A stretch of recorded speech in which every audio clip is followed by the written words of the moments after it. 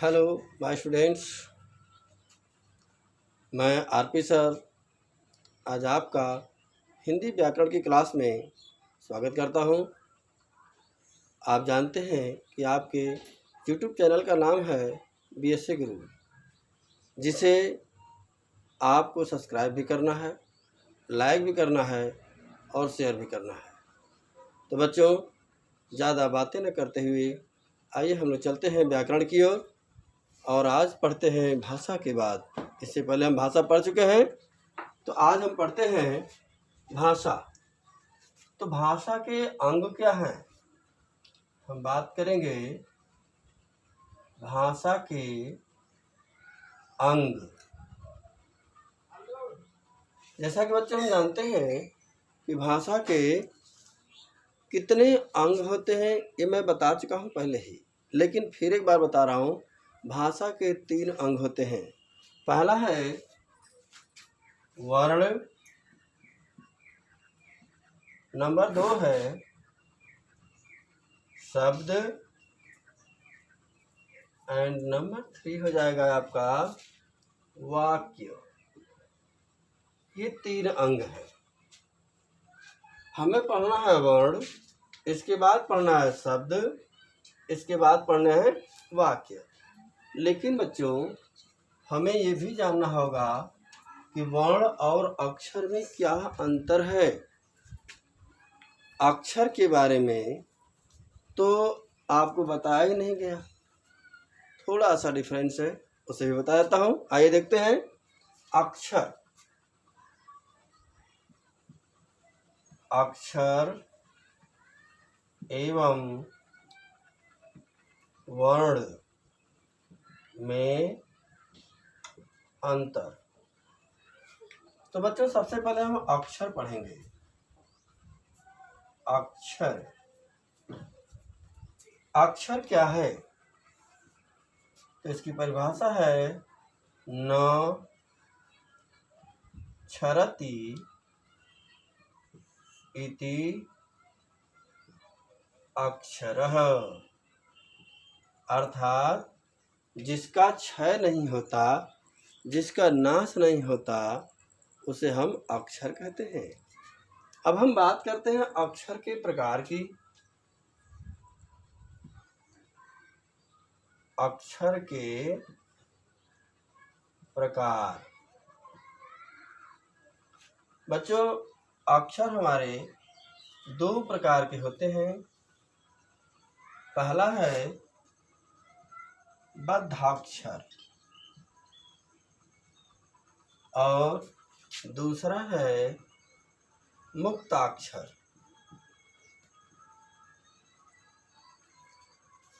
तो पहले हम जानना चाहेंगे बच्चों कि बद्धाक्षर क्या है।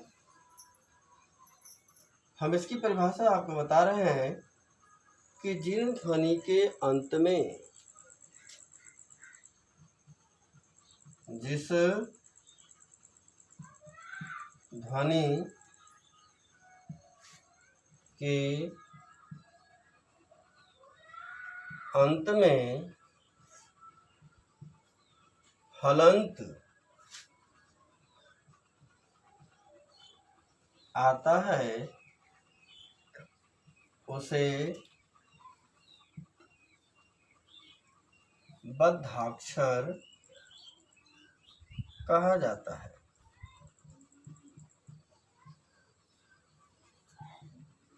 अब हम जैसे में देख लेते हैं। जैसे हमने एक शब्द ले लिया जगत, अब हम इसे हरण कर दिए, हो गया जगत। इसी प्रकार से बच्चों हम देखते हैं मुक्ताक्षर की परिभाषा। तो जिस ध्वनि के अंत में सेम उसी प्रकार से बनेगा, जिस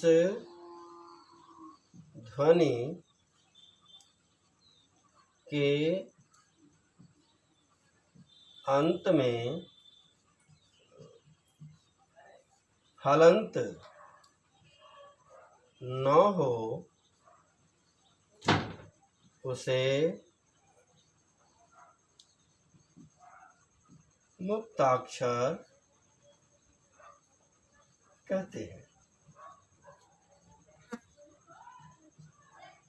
जैसे अब इसी को ले लेते हैं जगत, इसमें हमने हलंत नहीं दिया तो ये हो गया हमारा मुक्ताक्षर। तो इस प्रकार से बच्चों आपने देखा कि बाध्याक्षर और मुक्ताक्षर की परिभाषा अक्षर के जरिए आपने सीखा। अब हम बात करते हैं वर्ण की। हमने कहा ना अक्षर एवं वर्ण में अंतर, तो अक्षर को बता दिया गया। अब हम बात करते हैं वर्ण की। तो हेडिंग हो जाती है आपकी वर्ण। अब हम जानना चाहेंगे बच्चों कि वर्ण किसे कहते हैं। तो वह मूल ध्वनि जिसे तोड़ा नहीं जा सकता। लिखेंगे हम, वह मूल ध्वनि जिसे तोड़ा नहीं जा सकता,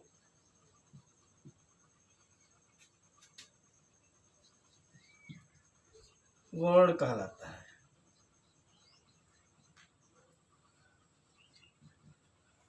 बच्चों वर्ण की परिभाषा तो हो गई, हम जान लेते हैं इनकी संख्या कितनी है। तो इनकी संख्या 46 होती है। और जो अतिरिक्त वर्ण हैं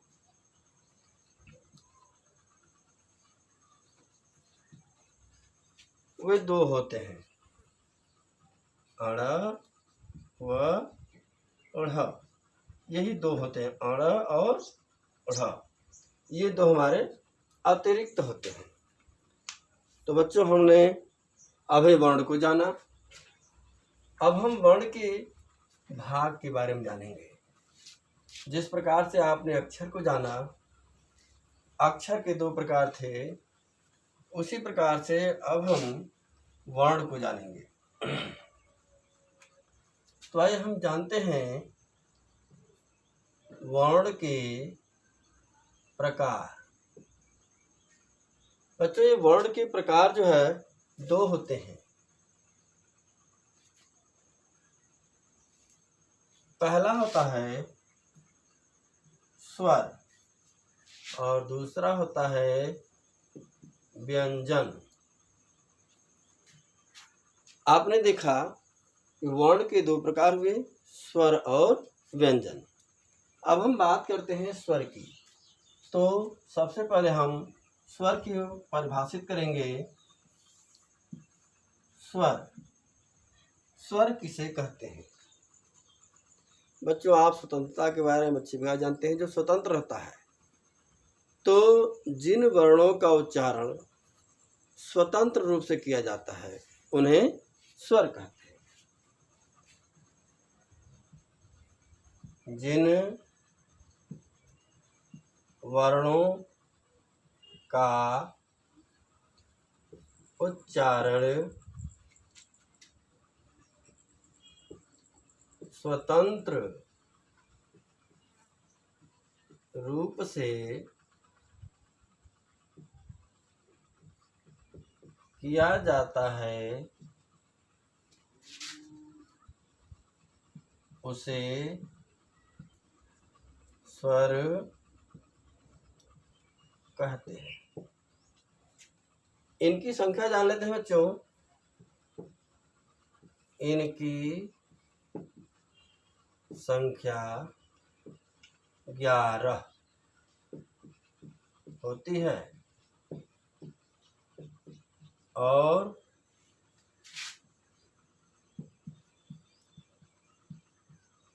अतिरिक्त दो होते हैं। कौन कौन? अंग, अह।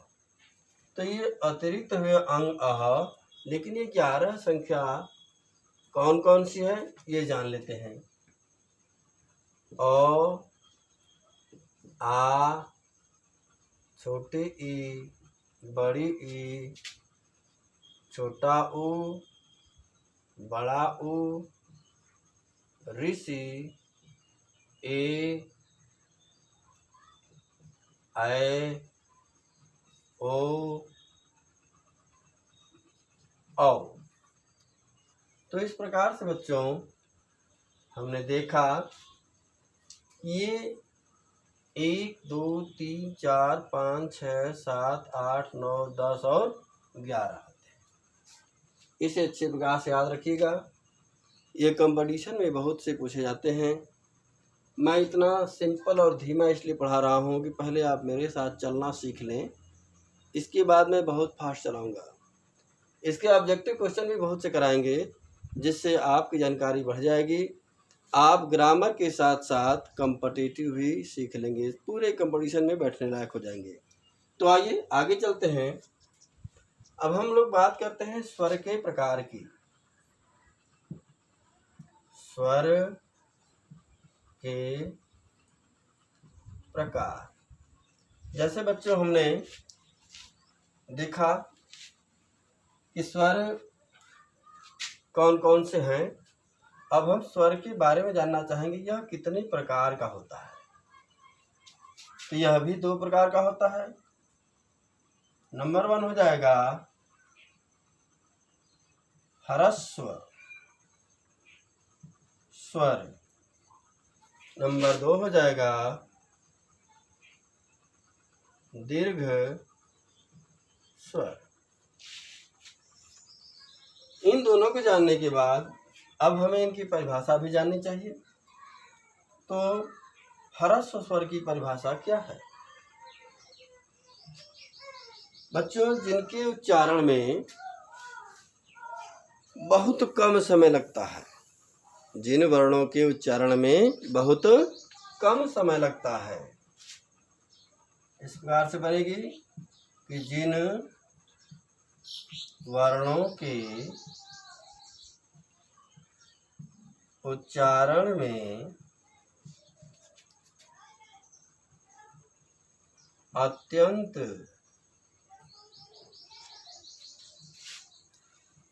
कम समय लगता है, उसे ह्रस्व स्वर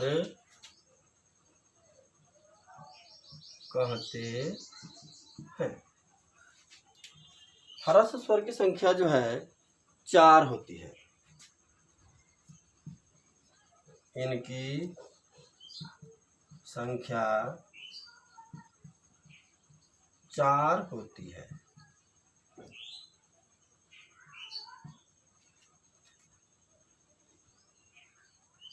ओ, ई,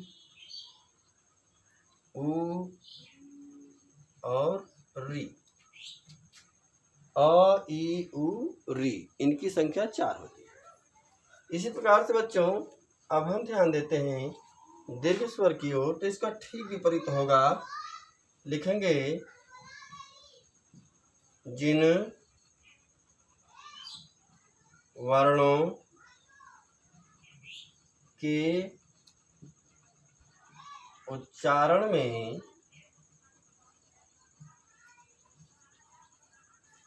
अधिक समय लगता है,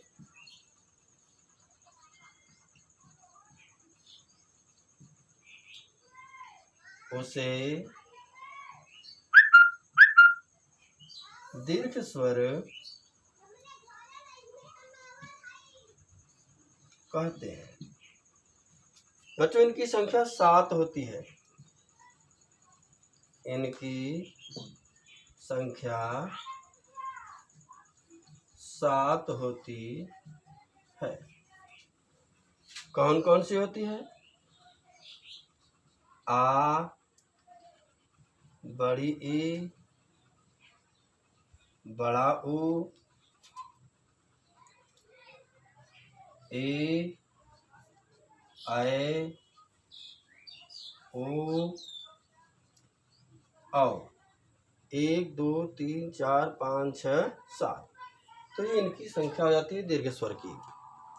हमें उम्मीद है कि स्वर के बारे में आपको अच्छी प्रकार से जानकारी हो गई होगी।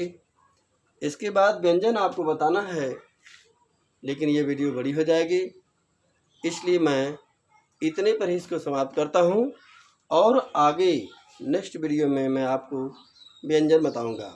अभी मैं लिख कर इसलिए बता रहा हूँ ताकि आपको समझने में कोई दिक्कत न हो। अभी मैं बहुत शॉर्टकट चलूँगा और जो मेरे छात्र रहे हैं वो जानते हैं कितना मैं शॉर्टकट चलता हूँ। लेकिन बच्चों, इस समय पूरी बातें बताना अति आवश्यक है, लिखना अति आवश्यक है। धीरे धीरे मैं लिखना कम कर दूँगा, बोलना ज़्यादा करूँगा और आपका फटाफट आगे बढ़ता जाएगा। और मैं चाहता हूँ कि आप इसके माध्यम से सारी तैयारियां कर लें, इसलिए आप इसे जी जान से, लगन से, मेहनत से पढ़िए। और मैं मिलता हूँ नेक्स्ट वीडियो में। जय हिंद।